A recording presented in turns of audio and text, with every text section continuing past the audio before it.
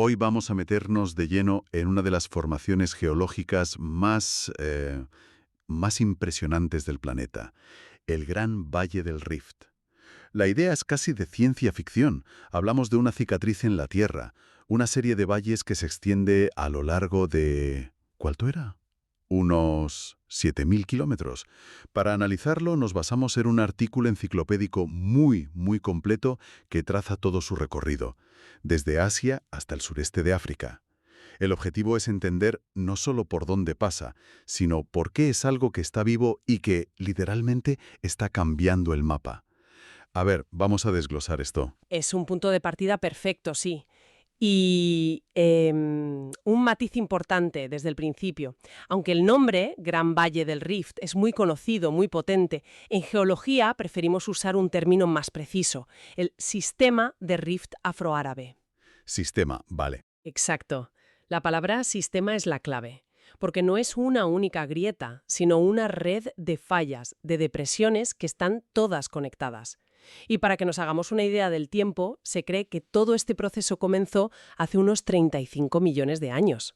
¿35 millones? Es que es una cifra que es imposible de procesar. Es una película a cámara superlenta. Bueno, y aquí es donde la cosa se pone para mí muy interesante, porque la ruta que describe la fuente empieza en un sitio que yo, la verdad, no me esperaba para nada. Uno piensa en el Rift y la cabeza se te va a África, a la sabana. A los documentales, claro. Exacto, pero es que el kilómetro cero de este viaje está en Asia, concretamente en el Valle de la Bekaa, en el Líbano. Ahí empieza todo. Una zona que conocemos por la historia, por la cultura.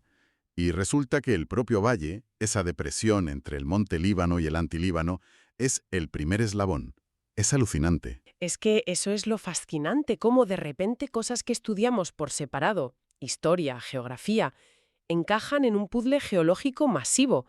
Ese valle de la Bekaa sigue hacia el sur, se convierte en el valle de Julé, ya entre Galilea y los Altos del Golán, una zona que, bueno, oímos en las noticias constantemente. Claro, y es justo ahí donde nace el río Jordán, que luego va hacia el mar de Galilea.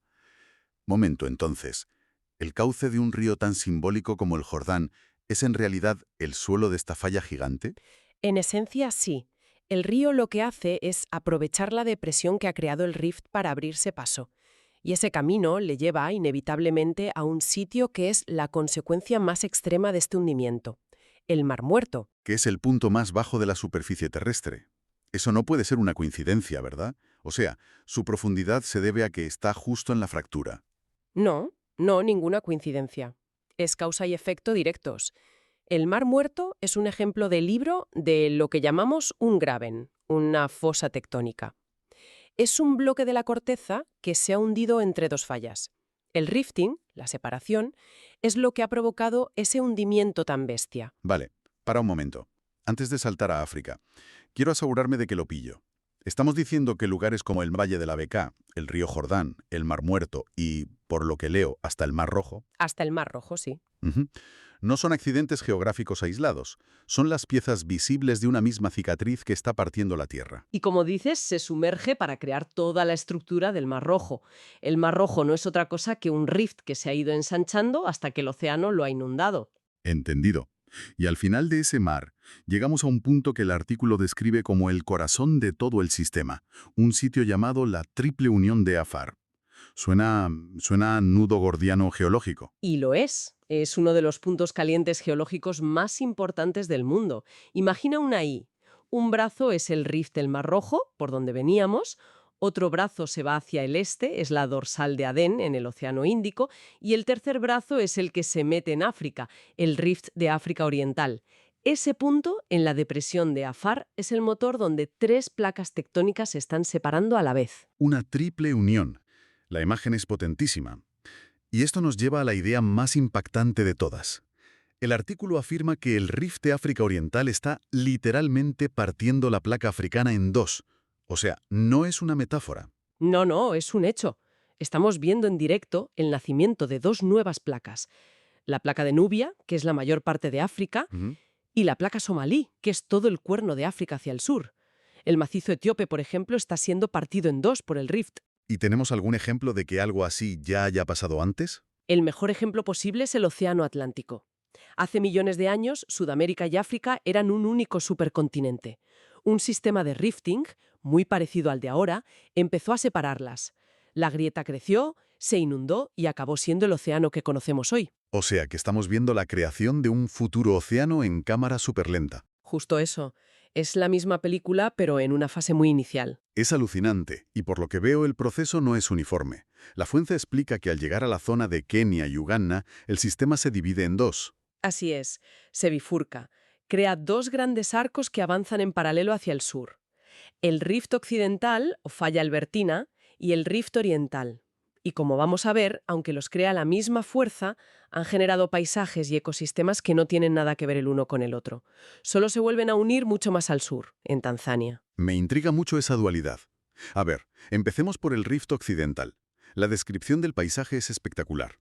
Habla de las montañas Virunga, las Mitumba, el Ruwenzori, vamos, algunas de las cumbres más altas de África. Y esa es la primera gran característica.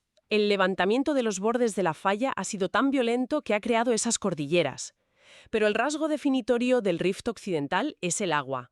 El hundimiento ha dado lugar a una cadena de lagos larguísimos, estrechos y muy, muy profundos. Los grandes lagos de África. Y cuando dices profundísimos, el dato del lago Tangánica me ha dejado de piedra, hasta 1.470 metros de profundidad.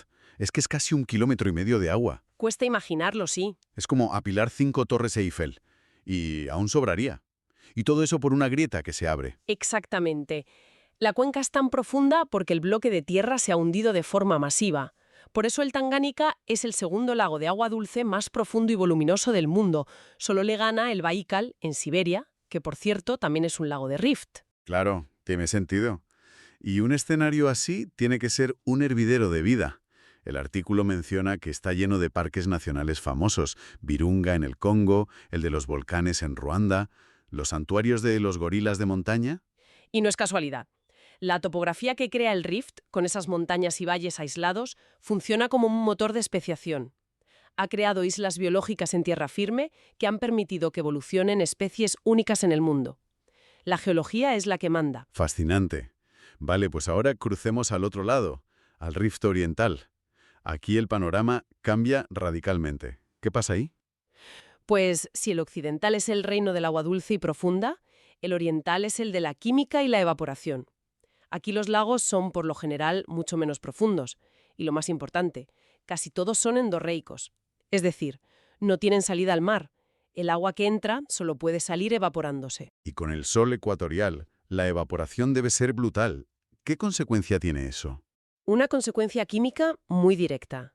El agua se va, pero los minerales y las sales que arrastran los ríos que los alimentan se quedan.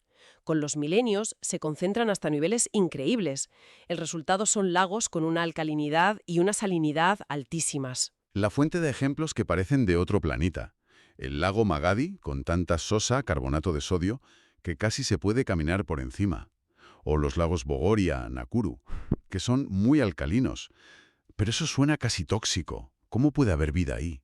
Y no solo vida, sino las famosas concentraciones de flamencos. Parece una contradicción. Es una paradoja increíble. Para la mayoría de peces, esas aguas serían mortales, pero esa química extrema es el paraíso para ciertos microorganismos, como las algas espirulina, que viven felices ahí. Y esas algas son la comida principal de los flamencos. Así que tienes una cadena alimentaria muy corta y especializada, pero con una biomasa gigantesca. Millones de flamencos van allí porque es un buffet libre sin nadie que les moleste. O sea que la misma fuerza geológica que crea montañas y lagos casi marinos, también crea estos lagos químicos. ¡Qué versatilidad! Pero leo que hay una excepción, el lago Naivasha.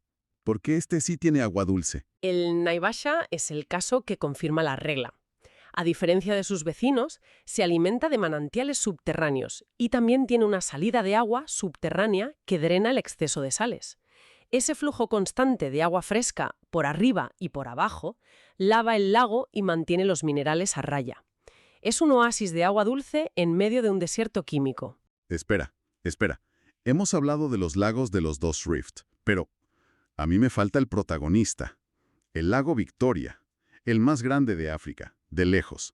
¿Por qué no lo hemos mencionado? Es una pregunta excelente y una aclaración fundamental. El lago Victoria técnicamente no está dentro de ninguna de las dos fosas. Ocupa la gran meseta que hay entre el Rift occidental y el oriental. Ah, vale.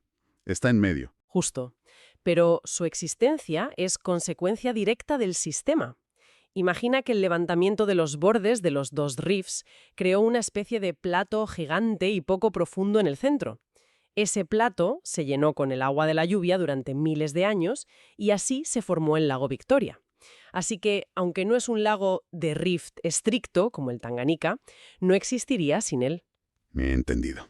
Una pieza más del rompecabezas. Bien, pues sigamos hacia el sur. El artículo dice que en Tanzania los dos brazos se vuelven a juntar. ¿Qué nos encontramos ahí?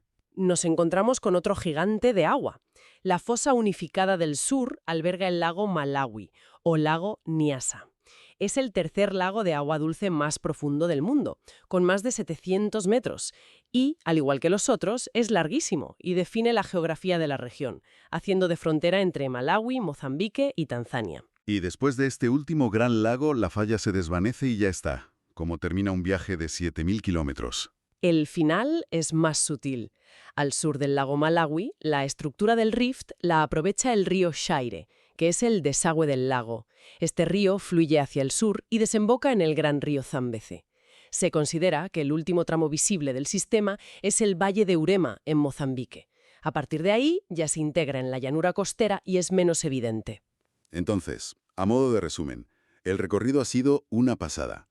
Empezamos en los valles del Líbano, descubrimos que el Mar Rojo es un océano naciendo, vimos un continente partirse en Etiopía, y luego seguimos dos caminos con personalidades opuestas, el occidental, monumental y de agua dulce, y el oriental, más químico y especializado.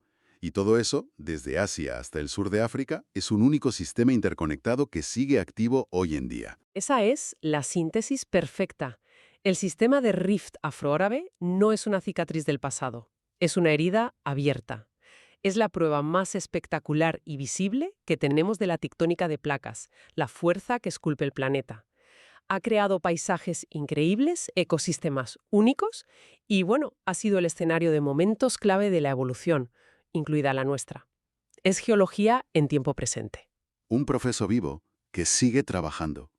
La idea da vértigo. Y hablando de futuro y de vértigo, el artículo deja muy claro que la placa somalí se está separando del resto de África. Esto nos lleva a una pregunta que es inevitable si pensamos en tiempo geológico, ¿no?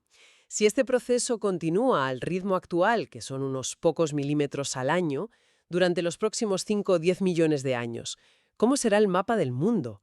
¿Veremos un nuevo océano separando el Cuerno de África del resto del continente? ¿Qué nuevas costas, qué nuevos mares e islas podrían surgir de esta lenta pero imparable división? Es para darle una vuelta.